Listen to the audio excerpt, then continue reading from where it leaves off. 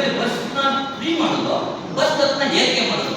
ಜೊತೆಗೆ ಇನ್ನು ವಾಲ್ಮೀಕಿ ಹಗರಣ, ಮೂಡ ಹಗರಣ, ಇದೆಲ್ಲ ಏನೋ ದಿನ ಹಗರಣಗಳನ್ನ ನಾವು ಸಾಮಾನ್ಯ ಬಹಳ ಕಡಿಮೆನೆ ಬಂದಿರೋದು ಮುಸ್ಲಿಮ್ಗೆ ಹೇಳುತ್ತೆ ಅಂದ್ರೆ ಅಯ್ಯೋ ನಮ್ಗೂ ಸಾಕಾಗಿದೆ ಹಗರಣ ನೋಡಿ. ಇತ್ತೀಚೆಗೆ ನೋಡಿ ಪುನಃ ನಿನ್ನೆ 15,990 ಕೋಟಿ ಹಗರಣ ಯಾವುದು ಕೆಪಿಟಿಸಿ ಇಂದ ಮಾಡ್ತಾರೆ.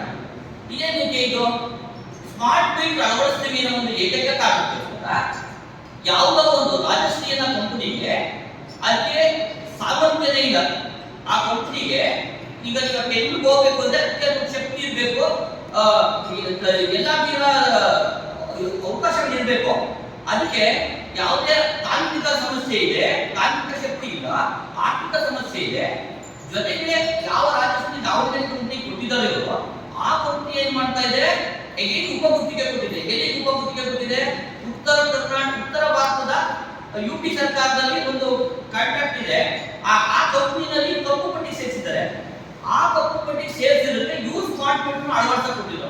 ಅಂತ ಅನಿವಾರ್ಯತೆ ಏನಿದೆ ಕರ್ನಾಟಕದಲ್ಲಿ? ಯಾಕೆ ಮಾಡಕ್ಕೆ ಶಕ್ತಿ ಇಲ್ವಾ? ಇದನ್ನ ನಾನು ಆರೋಪ ಮಾಡ್ತಿಲ್ಲ, ತಮ್ಮ ಮಾಧ್ಯಮಗಳಲ್ಲಿ ಬಂದಿದೆ. ಜೊತೆಗೆ ಇದನ್ನ ಕರ್ನಾಟಕದ ಕೆಇಟಿ ಗುತ್ತಿಗೆದಾರರ ಸಂಘದವರೇ ಇದನ್ನ ಆರೋಪ ಮಾಡ್ತಾ ಇದ್ರು. ಇಷ್ಟೆಲ್ಲ ದಿನ ನೋಡ್ಕೊಂಡು ನಾವು ಜನ ಎಷ್ಟು ಅಂತ ಸುಮ್ಮನಿರಕ್ಕಾಗುತ್ತೆ? ನೋಡಿ, ಇಷ್ಟೆಲ್ಲ ಹಗರಣಗಳು ಕಾಂಗ್ರೆಸ್ ದಿನನಿತ್ಯ ನಡೀತಿದ್ವೆ. ನಮ್ಮ ಕೆಲವು ಮೈಸೂರಿನ ಮುಖಂಡರು ನಮ್ಮನ್ನ ತಾವು ಮಾಡ್ತಾ ಇದ್ದ ಹಗರಣಗಳು ದಿನ ನಡೀತಾ ಇದೆ.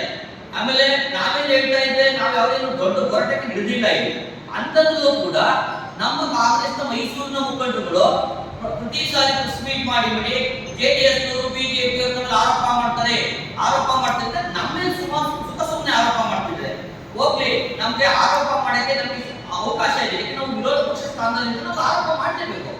ಆದ್ರೆ ಇವರು ಆಡಳಿತ ಪಕ್ಷದಲ್ಲಿರೋದು ನಮ್ಮ ಆರೋಪ ಕೇಳಿಸ್ಕೊಂಡು ಸರಿಯಾಗಿ ಮಾಡ್ಕೋಬೇಕು.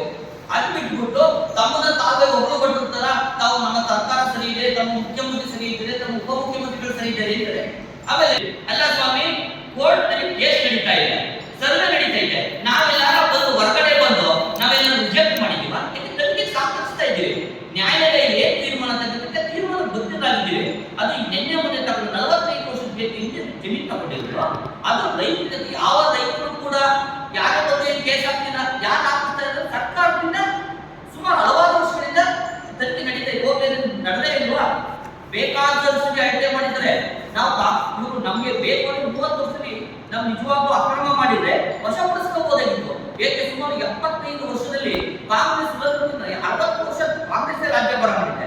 ನಿಮ್ಮನ್ನೇನು ತಗೋಬೇಡ ಅಂತ ಹೇಳಿದ್ರ? ಯಾಕಿದ್ರೆ ಅಕ್ರಮ ಮಾಡಿಲ್ಲ. ನೀವೇನು ಮಾಡ್ತಿದ್ದೀರಿ? ಕುಮಾರಸ್ವಾಮಿ ಅವರು ಕೇಂದ್ರ ಸಚಿವರಾಗಿದ್ದರಿಂದ ಅವ್ರ ಮೇಲೆ ನಿಲ್ಲಸದ ಆರೋಪ ಮಾಡಬೇಕು. ಆಮೇಲೆ ನೀವು ಮಾಡ್ತಾ ಅಕ್ರಮಗಳು ಸಿಕ್ಕ ಬರಬಾರ್ದು. ಯಾಕೆಂದ್ರೆ ನೀವು ಅವ್ರನ್ನ ಬೆದರಿಸ್ಬಿಟ್ರೆ ನಾವು ಬಾಯಿ ಮುಚ್ಚಿಬಿಡ್ತೀವಿ. ಇದು ಖಂಡಿತ ಸಾಧ್ಯ. ಇನ್ನೊಂದು ಇತ್ತೀಚೆಗೆ ಹೇಳೋದೇನು ಅಂದ್ರೆ ಲೋಕಾಯುಕ್ತದಲ್ಲಿ ಕ್ಲೀನ್ ಚೀಟ್ ಸಿಕ್ಬಿಡಿ.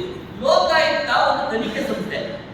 ಅದೇ ನ್ಯಾಯಾಲಯನ, ಹೈಕೋರ್ಟ್, ಸುಪ್ರೀಂ ಕೋರ್ಟ್ ಆ ಆದೇಶನ ಜನಪ್ರತಿನಿಧಿನಾಲಯ ಅಕ್ಸೆಪ್ಟ್ ಮಾಡಿದ್ಯಾ?